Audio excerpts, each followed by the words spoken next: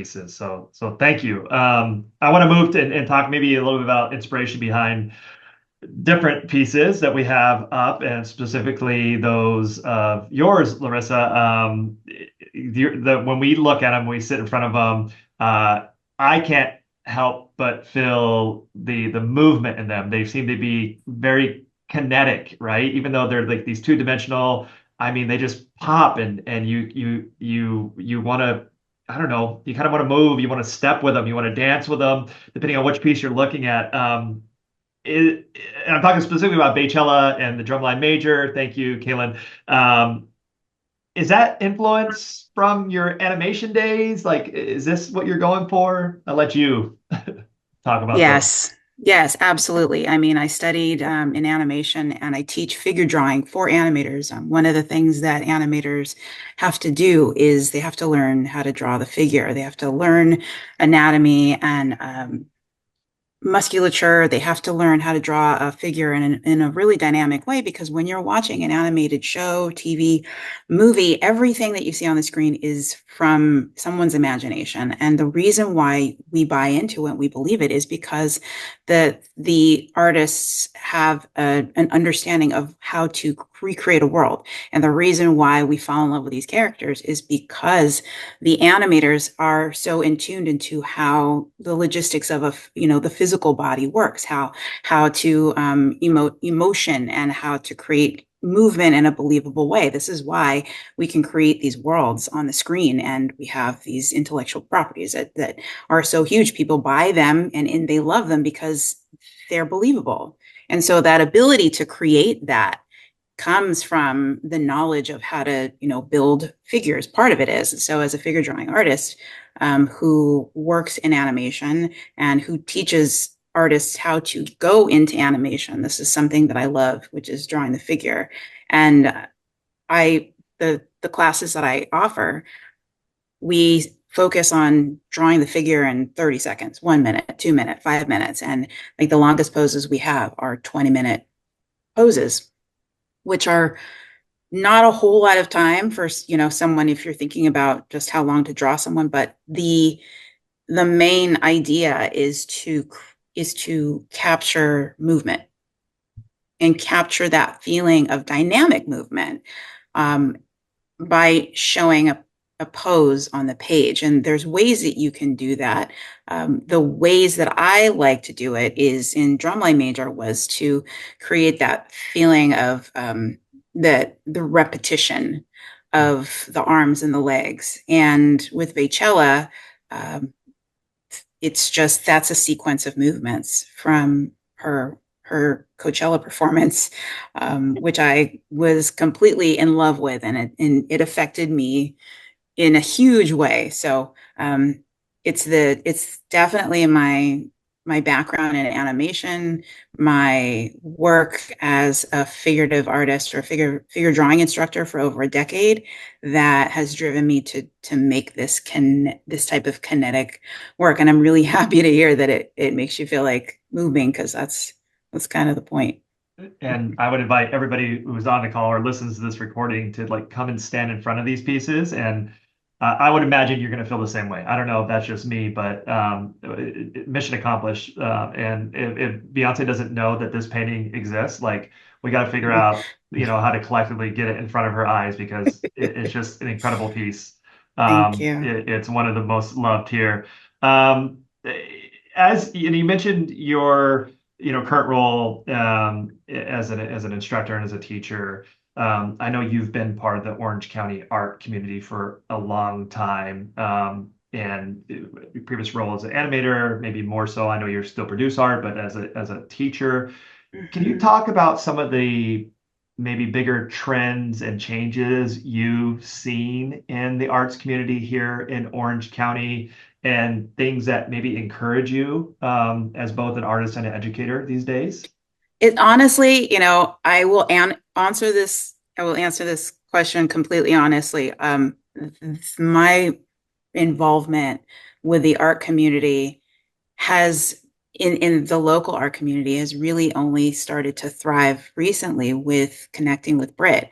Mm, Before that, as a freelance artist, especially working during COVID, I was very solitary. And I was solitary in one aspect because that's how a lot of us artists work. We just sit down and we do the work. I mean, that's the only way the work gets done. But I know that I was able to create like a worldwide community online because of the pandemic and what happened when I, was offering these scholarships.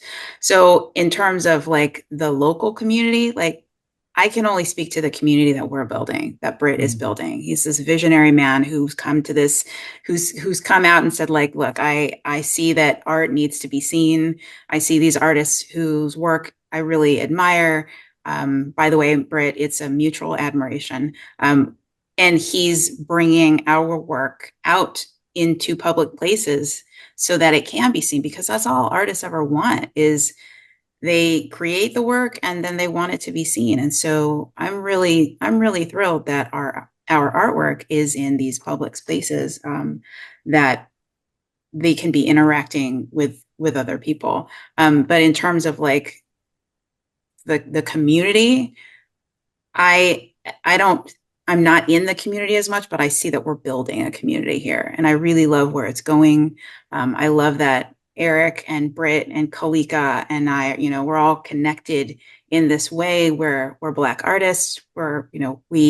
We are doing the best of our work like in this time, and we're all showing our work together. So I think that is a really beautiful thing, and I love and I look forward to like where else we go. Like, I don't know, Britt's probably got all kinds of ideas that he thinks about when he's up at 3 a.m. But that's that's what I can say about art community. It's what we're doing. And I'm really thankful that Jason, you've opened the your corporate offices to creating that space for us. And so everyone at your office is now interacting, engaging with art in a way that they may not have had an opportunity or chosen to do by going to a gallery or something like that. So now we are able to kind of like create these conversations, you know, with the people in your workplace, with our art. There's thoughts that are happening, there's mindsets that are maybe changing, or at least just um, new ideas are being spawned basically because of the work that we're showing. And I did just want to speak really quick to a couple of things that Eric had talked about as a Black educator. And just that how we as educators, so first of all, there's like very few of us, there's 2%, right? And then in the educational space, it's the same thing, but for him, he's even fewer. As a Black male artist, and that the work that we choose to exhibit, or the work that we choose to create, says something about what we're wanting to say in the world. And for me, it's not just about creating kinetic movement, but it's also about expressing and showing the evidence of Black joy, which is mm, especially with Black boys. And there is a lot of dehumanization that happens with the Black body. And recently, it was just like, it wasn't too long ago. I just looked it up. There's a young boy named Yeshua Robinson. He was a middle school student in Lake Elsinore, which is just over the hill from me. He died during physical education because his teacher would not allow him a break to get a glass of water. She ran him to the bone. She did not give him a break. mm, That is that death is completely a racist death. That boy's life should have been spared. But because she could not see him as a human being, she could not see him as someone who deserved rest. And so what I want to do with my art is I want to humanize the Black body. I want to humanize and show that like we feel joy and we can express joy.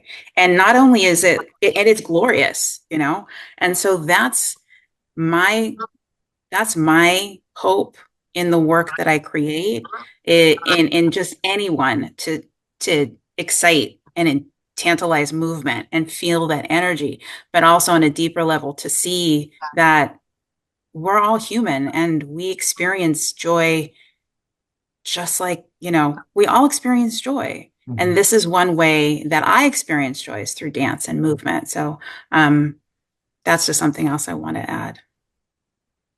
That absolutely comes through, and I think Britt can echo. I think that's been the most common descriptor we've used about these words, and it's a point well taken that while it exists on a two-dimensional plane, it says something deeper about, as you mentioned, the Black experience, right? And that we have the spectrum of emotions, right, that make us all human, and that we need to recognize that. So, um, I love the depth of that. I love that that message is there and comes through, and we appreciate the context of what your hope others recognize in your work as well. And